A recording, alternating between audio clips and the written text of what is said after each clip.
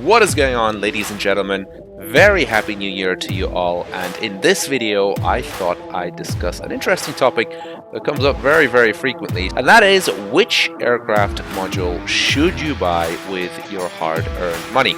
Or not so hard-earned in some cases, but in either case the argument is still very valid, because although you might be paying your $40, $50, $60, $70 in some cases for a module, you're not actually just paying the money, you're actually investing tens of hours, if not hundreds of hours of your time into that particular product, because these are very high fidelity, complex aircraft that often require a huge amount of time in terms of learning how they work, how they fly, and eventually employing all that knowledge and all those systems in a combat environment, and that is the real rewarding aspect of DCS. So I think it goes without saying that the decision you make in terms of which module you buy is absolutely crucial, because it will basically shape the way your DCS experience is going to go from that point onwards. So irrespective of whether you're brand new to DCS and perhaps flight simulation and aircraft as a whole, perhaps you've just watched Top Gun and you thought, great, I want to give this a shot, then stick around. But even if you are an experienced DCS user and you've been flying for a little while and you've got a few modules, perhaps a couple that you've mastered already, and you're trying to figure out what should be the next one, well, then hang around and I shall provide my 2 cents for what it's worth, and perhaps give you a couple of angles that probably haven't been covered much on the forums, which I hope can help you. So with that said, let's get into it. We have 2 good engine starts. You're clear to disconnect the headset. We'll see you on the left with the pin. Thanks a lot.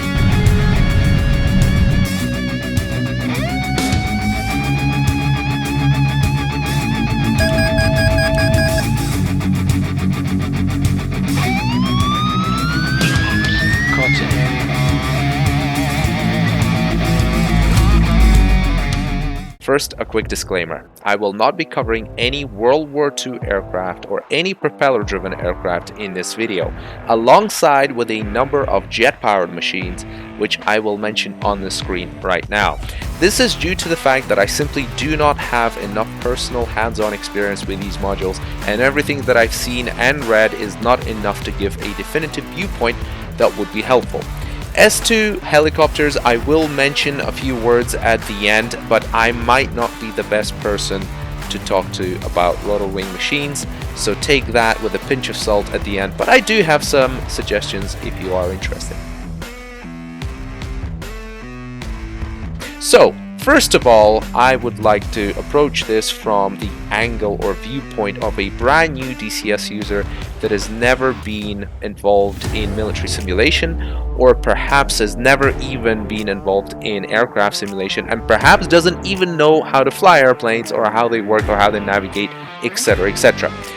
For that, my first suggestion would be the F-5. This is quite an old module, but it is an absolute blast, and it goes the same for anybody who's been flying around for DCS for a while but just wants to have a fun aircraft to throw around. The F-5 is a very simple aircraft. It will not take you very long to master. However, it will teach you the absolute basics of flying and navigation without using a heads-up display, and thereby improving your instrument scan and actually teaching you how to fly airplanes properly before you get into all the gizmos more modern 4th gen fighters. And it's a fantastic learning aircraft. It's very simple. It'll take you a lot less time to learn than basically almost any other module of DCS when it comes to fighter jets, and you will be able to get your head around all of its systems very easily and very quickly, as well as weapons employment, and it'll make you feel like a boss, because you'll be able to employ almost all of its potential within a relatively short time frame. My only major complaint about the F-5 in DCS is that I believe the flight dynamics, whilst very good to about 95 or 90% of the time, the remainder 5% lets it down a little bit. The real aircraft should be able to go into some spins which the DCS modules does not, and also I believe there is a bit too much residual roll, so the roll rate is good, but the sharpness of the roll control inputs is just not quite as good as the real aircraft, I believe.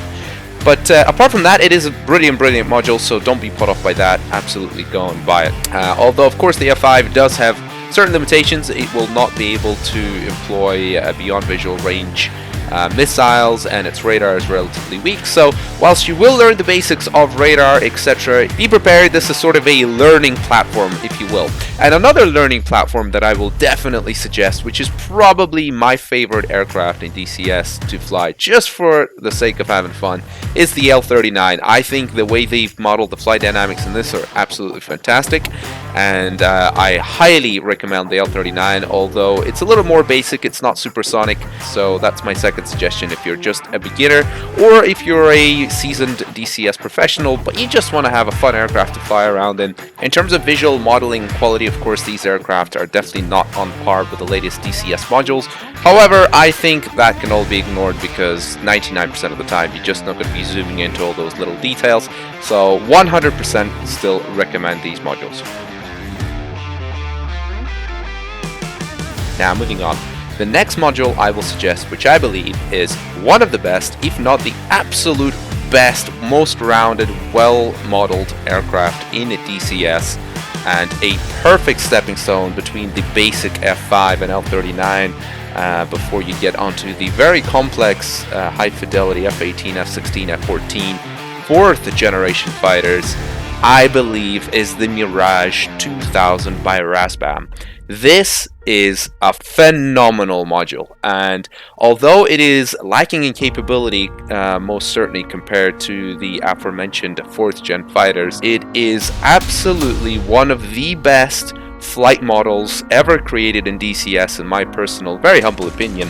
I believe this aircraft feels and flies almost to 0.1% like I believe the real aircraft would. I've watched millions of air shows, I've seen many times how these aircraft fly, I've replicated the exact same Mirage 2000 demo. Please make sure to check out that video.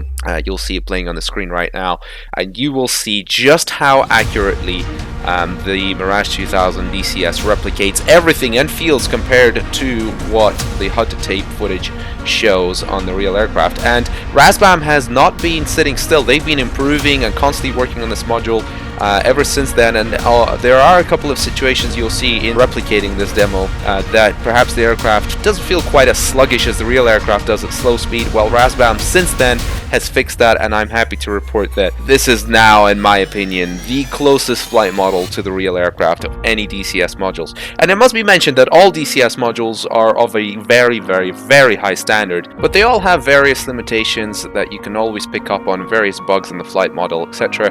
But the Razbam Mirage 2000, in my opinion, is by far the best, most well-rounded, well-modeled flight model there is. It's also a brilliant aircraft to learn beyond visual range combat, and although it definitely does not have the same capability and definitely does not give you the same situational awareness, and it does not have data link and various gizmos that more modern aircraft such as the F-16 and F-18 can provide in DCS, it also means that it's relatively simple and straightforward to get your head around and deploy all of its capabilities, because it still is a fairly simple aircraft, although it does have a radar that will allow you to shoot Fox 1 missiles beyond visual range, and will teach you all the basics that you need about that without overwhelming yourself with the amount of information that something like the F-18 and F-16 will provide later on. So it is a perfect stepping stone for that reason.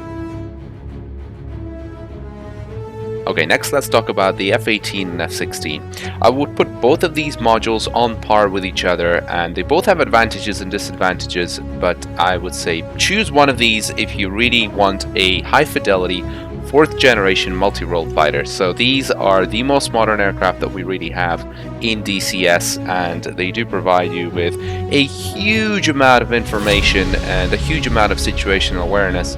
But the downside of that is that you can be completely overwhelmed with all this if you are not used to flying these aircraft. And there are two schools of thought, I would say, when approaching DCS. If you're a new beginner, then you could potentially start with a simple aircraft and move on to more complex aircraft, which is what I personally would suggest. But some people say, look, just choose one of the modules, one of the 4th gen fighters, the F-16 or F-18, and then simply work your way through all the systems, and eventually, you know, after a long time, you'll get grips with it. I personally would suggest approaching the F-16 and F-18 after you've had some experience or more basic modules.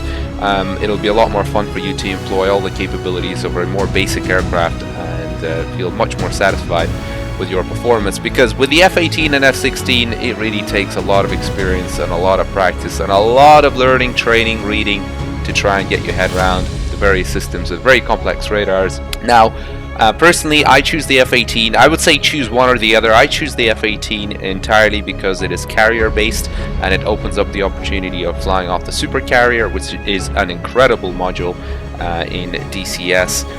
With the F-16 is a little bit easier to learn. It's got some color displays and I think its logic would potentially cater a little bit more towards people who have less experience with 4th gen fighters. And another thing to mention is that the F-16 does not have a virtual pilot body when you sit in the cockpit, which I understand for some people is completely irrelevant and they don't care, but for me it is a complete immersion breaker. Now, I know ED is working on a virtual pilot body for the F-16, so it will be coming at some point in the near future, I'm sure. But for now it doesn't have it. With regards to flight modeling, I have a huge amount of experience flying the F-18, and there are a couple of bugs which are quite annoying. One of them, the main one, being that under high G load, a quick reversal of the ailerons will cause a significant nose wobble, which I'm sure the real aircraft doesn't do. That's been a bug since day one in this module, and I know ED is going to be revamping the flight model for the F-18 in the near future, so I'm sure they'll finally iron that out, but it is there for now. And also I believe that the sharpness of the roll isn't quite as good as the real aircraft. It's just a little bit too much residual roll as well. But apart from that, it's pretty good. I mean, it can still do most of the maneuvers, including the pirouette that the real aircraft can do, although sometimes slightly more sluggish than the real aircraft. But I still highly recommend this module, and like I say, I think ED is working on it. With regards to the F-16, I don't have that much experience with it, so all I can say is that from watching a million videos of the real aircraft and the DCS module, I have no reason to believe that it isn't a really high fidelity, well-rounded flight model. It certainly looks that way, and I know ED has been improving it in recent years, so I do think you just need to choose one, the F-16 or the F-18, if you want to concentrate on them. I really don't think you can fly both well at the same time unless you just have a huge amount of time to spare, because there's just a huge amount of muscle memory and practice involved with all the various buttons on your HOTAS that you'll need to map. So concentrate one or the other and you'll have a lot of fun either way. Okay, now let's talk about Heat Blur's creations. These guys are probably the most renowned DCS module creators. They create something that is just unbelievable from a modeling perspective, artistry perspective, a level of detail perspective. These guys don't leave any detail untouched, and they absolutely create some of the best products. Mainly it's the F-14 and the HES-37 Viggen. Now, the F-14 is a pretty complex airplane, and of course if you're a big Top Gun fan, then no doubt that you'll probably be interested in this aircraft, and I have absolutely no reason why to suggest to you that you should be getting this. It does have an artificial intelligence wizzo guy sitting in the back called Jester, and various opinions about Jester in the realms of DCS, whether or not it's implemented in a more or less realistic or unrealistic way.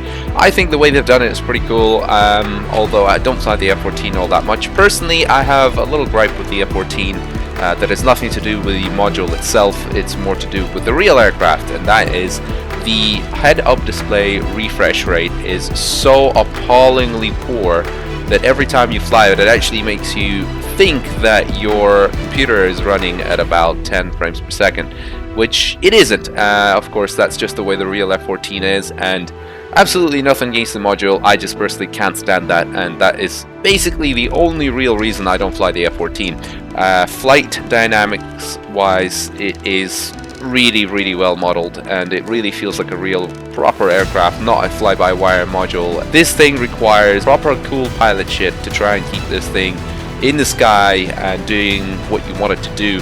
And obviously with the swing wing and the flaps, it just creates an extra layer of that interaction. And from a details perspective, well, they're on a different level.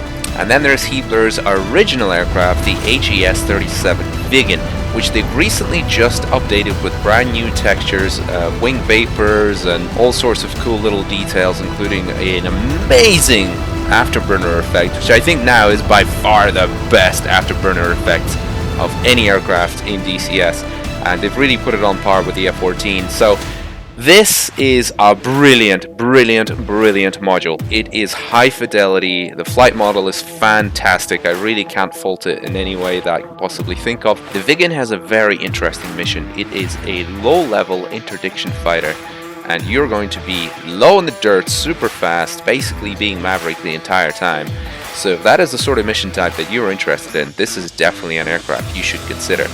Now, one thing I should definitely mention with regards to the Viggen is that unfortunately, within the realms of DCS, we currently don't really have a natural habitat for it, i.e. a map which would really suit the aircraft. And now there is one being developed right now called the Kola Peninsula by Orbix, and I think that will be the perfect location to explore the Viggen's capabilities. Unfortunately for me, somebody who just really loves ultra realism, and I just can't stand the idea of flying the Viggen somewhere like Syria or the Marianas Islands, and even the Caucasus, I think is a little bit of a stretch for this aircraft, although it is much closer to its natural habitat, though I'm sure most of you probably won't care about this. Other thing to note with the Viggen is it's quite a quirky Swedish aircraft built a little while back, so it will require you to think a little bit outside the box when you're studying its systems, and although it's perhaps not quite as capable as some of the later 4th gen aircraft, it is an absolute blast to fly, so I 100% recommend this module. Okay, moving on to ground attack. If you are the type of person who just does not care about air-to-air, or doesn't want to learn about air-to-air combat, which is completely fine and totally understandable, well, if you want to do pure ground attack, there is really only 2 decent aircraft in DCS, I would say, which are really suited to the role, and that is the A-10C Warthog, and of course the AV-8B Harrier. Now, these are very different aircraft, and I would still probably choose one or the other. I definitely wouldn't choose both. They're both quite complex, and they'll require a lot of muscle memory to remember various button switches that you're going to bound to your HOTAS. So the A-10C is almost certainly the better rounded aircraft in terms of flight physics and modeling. It is very complex with its systems, so be prepared to spend a lot of time in the manuals and watching various tutorials. But you know, it is an iconic aircraft. It's got that crazy GAU 8 cannon, which makes the brrrr sound that everybody absolutely loves. So if you're interested in ground attack, this is probably the go-to module. However, my personal pick would still be the AV-8B Harrier by Razbam, mostly because it's so much more interesting and has such an interesting mission profile and adds such an extra layer of character with its hover and being able to take off and land on a aircraft carrier. Although I will mention that although I think 95%, if not 98% of this module is fantastic, there are a few very big caveats in terms of the flight model, in my personal humble opinion, that I think are just not like the real aircraft and really put me off. I have a real love-hate relationship with the AV-8B in DCS. It's a beautiful aircraft, got such a beautiful exterior and interior modeling. The pilot VR body is up there with the best because Razbam does the best VR pilot bodies. But unfortunately, I think there are a few flight regimes in which the Harrier just isn't that realistic.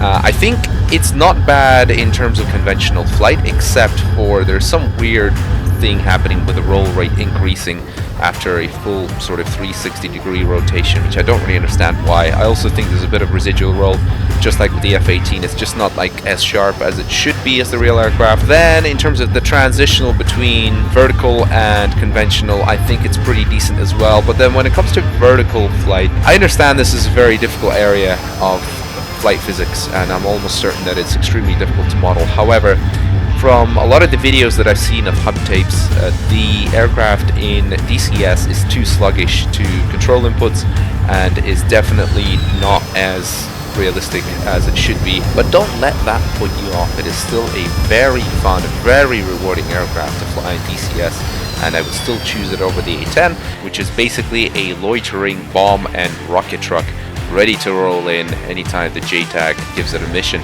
So I would say that both of these aircraft are great modules, and they're both very complex, so be prepared for that. Basically give you all the ground attack capabilities that one could want, with the minor caveat being that the Harrier can carry a lot less weapons, so you have to be a little more careful with what you bring to the battlefield. One last thing to mention is that the Harrier comes with an excellent set of training missions, which will make the learning experience a lot more fun and a lot more interactive, which a lot of the modules, unfortunately, in DCS lack. Okay, now let's move on to the two modules which I am just not convinced about. First of all, neither the MiG-21 nor the F-1 have a virtual VR pilot body, which is a big no-no for me, but understandably not a big issue for a lot of other people, so I'll tell you a couple of more reasons why I am just not convinced. With regards to the MiG-21, I am not convinced about its flight model. I think the nose is just way too wobbly. I know a lot of you right now will be screaming, "It's not a fly-by-wire blade, it's supposed to do that." Well, you know, I'm just not that convinced about that. I appreciate that, but I'm not convinced about it. I think there's something fishy going on. I don't know exactly how the real thing flies, but just looking at videos and stuff, I don't believe that the one in DCS is modeled quite as well as it should be. With regards to the F-1, I haven't actually flown it, but I will give my 2 pence on with regards to the exterior modeling. I think it's absolutely appalling for a brand new module to come out in 2022 and give us the sort of external model that we would be expecting no less than 5 years ago. I think it's just ridiculous. And if you compare it to the Mirage 2000, which is a much older module by Razbam, and just as an example, if we look at what I think is maybe emergency release handle for the canopy just behind the cockpit, you'll see with the Razbam module there, it's all 3D, all looking very nice. And then when we have a look at the F1's canopy release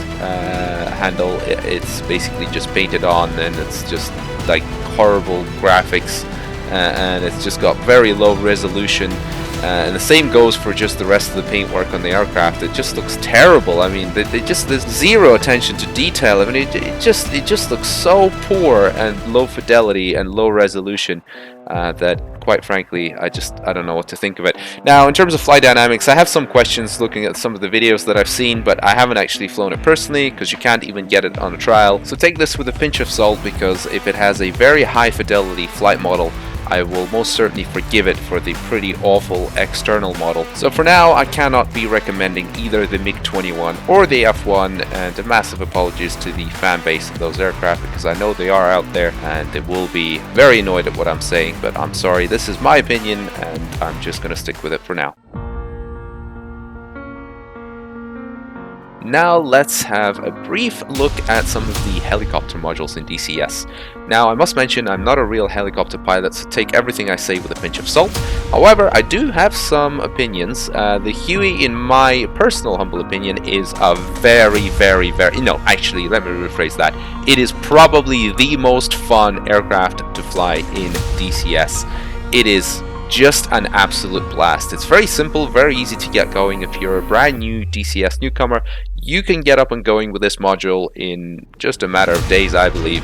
Its weapon systems are very simple, very basic, but it is such a blast to fly. The flight modeling is superb in my very humble opinion, and I believe that you should be getting this module ASAP. The only downside is it's very, very old, and the external modeling and even the internal modeling, minus the cockpit, I would say, is very basic and could do with a big revamp at this point. And I really wish that ED came out with a Huey 2, because I would buy that in a heartbeat. If you'd like to fly something a little bit more complex and more capable, then you really have to choose between the Mi-24 K50 and the AH-64 Apache. With regards to stepping stones, I would say the Mi-24 and the K50 are a bit more simple. The K50 offers you a bit more technology than the Mi-24, and it's got quite a different mission profile. It's also a lot easier to fly than both the Mi-24 and the Apache, because it's a coaxial system. It's got various augmentation systems to help you along with flying the aircraft, and it's still pretty capable, and it's probably just the coolest, best looking helicopter in mankind's history, I think. But also the 3D modeling of it, the Black Shark 3, is just absolutely next level. It's beyond ridiculous. To be fair, it's also beyond ridiculous on the Apache. I'd say they're probably on the same level. There hasn't actually been that many K-50s built in real life, and I believe the only time they've ever went combat evaluation was in Chechnya over 20 years ago, and that was just 2 machines, after which one of them just, I think, either got knocked out or damaged, and it was all just down to 1. And basically this helicopter doesn't really have any rich operational history at all, so you would really have to leave it to the realms of your imagination if you were going to create some sort of mission or campaign flying it somewhere in the Syria map, or God forbid, Marianas or something else, which doesn't sit very well with me, somebody who's an ultra realist. So the Apache, of course, gives you a lot more ability to create sort of realistic scenarios, and it's also infinitely more complex, and I think you should be prepared to spend days and days in the manuals and learning about it and everything. But if you're a big Apache fan, then I have absolutely no reason to believe why this module isn't a brilliant